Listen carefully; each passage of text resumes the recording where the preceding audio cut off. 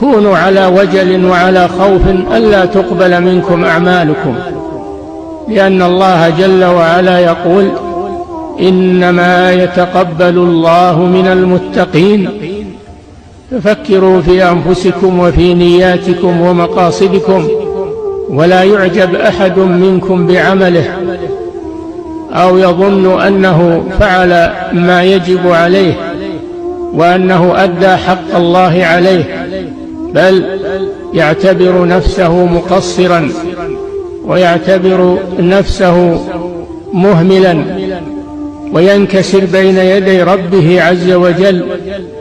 كان بعض السلف يقول: لو أعلم أن الله تقبل مني مثقال حبة من خردل لتمنيت الموت، وذلك لشدة خوفهم من الله.